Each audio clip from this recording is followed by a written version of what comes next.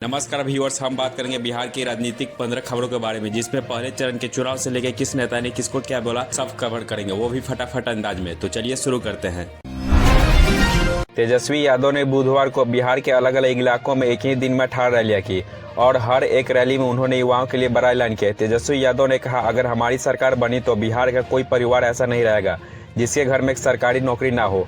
उन्होंने कहा कि बिहार को ऐसा राज्य बनाएंगे जहां लोगों को नौकरी, पढ़ाई और इलाज के लिए बाहर जाना ना पड़े। तेजस्वी ने एनडीए सरकार पर निशाना साधते हुए कहा कि 20 साल के शासन में ना रोजगार बढ़ा, ना पलायन रुका। उन्होंने ये भी कहा कि वे बिहार के युवाओं को नया रास्ता और नई सोच देंगे। तेजस्वी यादव ने जनता से कहा, मेरी उम्र भले कम है पर मेरे इरादे बड़े हैं। जो मैं कहता हूँ वो करता हूँ। हिंदू, मुस्लिम, पिछड़ा सबको साथ लेकर चलूंगा। उन्होंने रैली में युवाओं से अपील की कि इस बार बदलाव लाएं और रोजगार के मुद्दे पर वोट करें।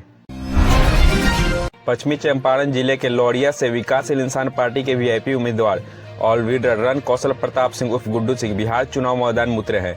सभी उम्मीदवारों में सबसे अमीर हैं। उन्होंने हल्फनामों में अपनी संपत्ति 373 करोड़ घोषित की है।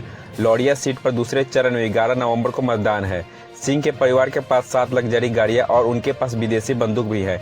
सिंह का मुकाबला 3 बार से विधायक रहे विनय बिहारी से है, जो भोजपुरी फिल्म के गायक हैं। वो पिछले 2 विधानसभा से 2015-2020 में भाजपा के टिकट पर चुनाव जीते हैं। 2010 के चुनाव में वो निर्दलीय चुनाव जीते थे।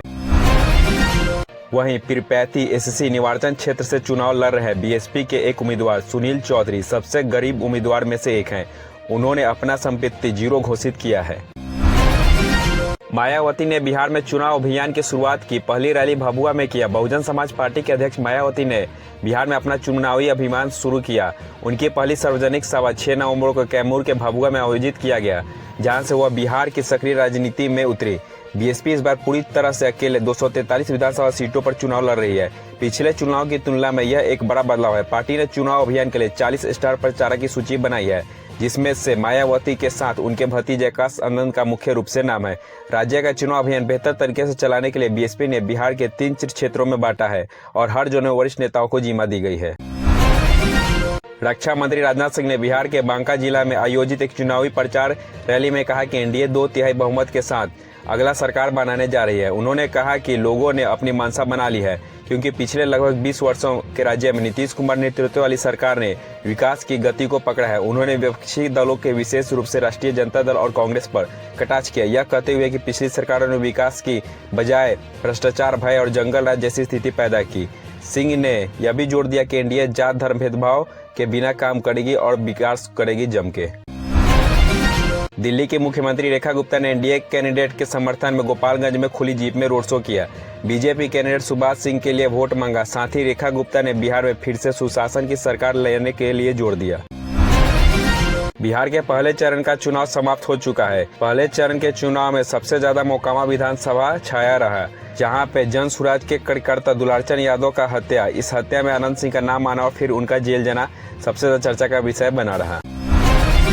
बिहार में चुनाव से पहले एक भाजपा नेता की सड़क दुर्घटना में मौत हो गई। यह दुखद घटना रैली करने के दौरान हुआ। इससे भाजपा कार्यकर्ता में शोक का लहर दौड़ गया। इस मामले में पुलिस एफआईआर करके जांच शुरू कर दी है। बिहार चुनाव में भोजपुरी हीरोइनें भी अब मैदान में उतर चुकी है। भोजपुरी अभिनेत्री अक्षरा सिंह और पाखी हेकरे ने महुआ में तेज प्रताप यादव के लिए रोड शो किया। इससे कार्यकर्ताओं में काफी उत्साह देखने को मिला। बिहार चुनाव के अंतिम समय में भी गौड़ा बौड़ाम विधानसभा सीट पे महागठबंधन के बीच पेच फंसा रहा। महागठबंधन के ही 2 दल वीआईपी और आरजेडी आमने सामने दिख रहे हैं। वीआईपी की वर्तमान विधायक सवरनाथ सिंह मैदान में हैं, तो वहीं आरजेडी के सैफल अली खान मैदान में है।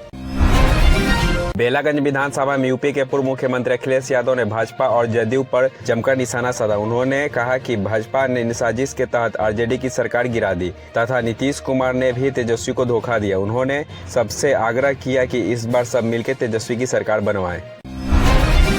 गया में जीतन राम मांझी की बहू के प्रचार गाड़ी से भारी मात्रा में शराब को पुलिस ने पकड़ा, जिसमें मांझी ने महागठबंधन पर आरोप लगाते हुए कहा कि महागठबंधन के लोग बदनाम करने के लिए साजिश रचे हैं। बिहार चुनाव में हिंसक झड़प भी देखने को मिल रहा है। गोपालगंज में जदयू के कैंडिडेट अमरेंद्र कुमार उर्फ पप्पू पांडे के कार्यकर्ता और कांग्रेस के कैंडिडेट हरिनारायण कुमार के समर्थकों में चुनाव प्रचार के दौरान झड़प हो गया, जिसमें एक युवक काफी गंभीर रूप से घायल हो गया, जिससे कि अस्पताल में एडमिट कराना पड़ा। बिहार चुनाव का पहला चरण का मतदान 6 नवंबर को समाप्त हो चुका है, जिसमें 121 सीट पे वोटिंग हुआ और दूसरे चरण का मतदान अभी होना बाकी है, जो कि 11 नवंबर को है, जिसमें कुल 122 सीट हैं और इसका रिजल्ट दोनों चरणों का 14 नवंबर को घोषित होगा। बिहार के बिहटा में एसटीएफ ने छापा मार के 20 लाख रुपए और हथियार जब्त किए हैं। इन पैसों और हथियारों को मनेर विधानसभा में इस्तेमाल करने के लिए रखा गया था, जिसमें इंद्रजीत कुमार और ललित कुमार को गिरफ्तार किया गया है और आगे का जांच जारी है।